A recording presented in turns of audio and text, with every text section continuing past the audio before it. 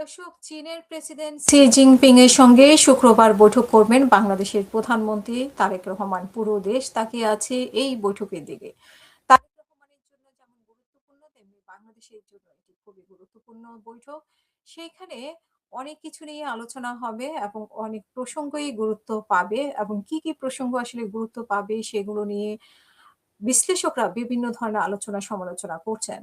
Beijing এর ঐতিহাসিক great হলে বাংলাদেশ সময় সকাল 8:30টায় দুই দেশের নেতার মধ্যে আলোচনা শুরু হওয়ার কথা রয়েছে। বেইজিং এর একটি হোটেলে আয়োজিত সংবাদ সম্মেলনে প্রধানমন্ত্রীর উপদেষ্টা মাহাদি আমিন জানান যে আসন্ন বৈঠকে বাংলাদেশের স্বার্থ সংশ্লিষ্ট বিভিন্ন বিষয় তুলে ধরবেন প্রধানমন্ত্রী। বৈঠক শেষে দুই প্রধানমন্ত্রীর উপস্থিতিতে বাংলাদেশ ও চীনের মধ্যে বিভিন্ন ক্ষেত্রে সহযোগিতার বিষয়ক 15টি সমঝোতা স্মারক সই হওয়ার কথা রয়েছে।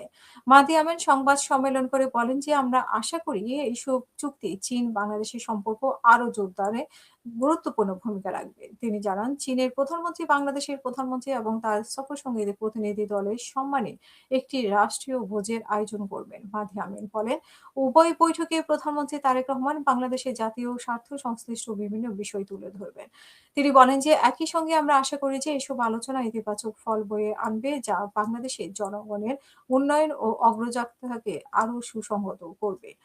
প্রিয় দর্শক, এই যে চীন সফর এবং বাংলাদেশের প্রধানমন্ত্রীর প্রথম সফর মালয়েশিয়া নিয়ে খুবই গুরুত্বপূর্ণ। যদিও মালয়েশিয়া থেকে প্রথম আমন্ত্রণ পেয়েছেন, সেই হিসেবে মালয়েশিয়া গিয়েছেন। কিন্তু মালয়েশিয়ায় আসলে বিভিন্ন বিষয়ে আলোচনা হয়েছে, একমত হয়েছে, এবং সেই বিষয়গুলো সামনের দিকে বিশেষ করে শ্রমবাজার খুলে যাবে এমনটাই সুসংবাদ দিয়েছেন বাংলাদেশের সরকারের পক্ষ থেকে।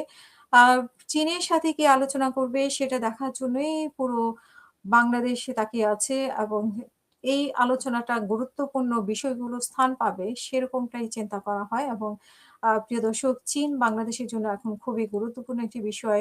আ ভারত একপাশে, ভারত আরেক পাশে যুক্তরাষ্ট্র এবং চীনের সাথে ৩ টি দেশই বাংলাদেশের জন্য গুরুত্বপূর্ণ হলেও আ দ্বিপক্ষীয় সম্পর্ক বজায় রেখে চীনের সাথে কি ধরনের সম্পর্ক আ রাখবে বাংলাদেশ সরকার, এবং আ পাশাপাশি ভারতের সাথে এবং যুক্তরাষ্ট্রের সাথে কিরকম সম্পর্ক হবে, সেটা নিয়েও আসলে এক ধরনের পর্যালোচনা হচ্ছে। এবং চীনের সাথে সম্পর্ক ভালো হলে আ ভারতের সাথে সম্পর্ক কেমন হবে, যুক্তরাষ্ট্রের সাথে সম্পর্ক কেমন হবে, সেই বিষয়গুলো আসলে আলোচনায় প্রাধান্য পাচ্ছে।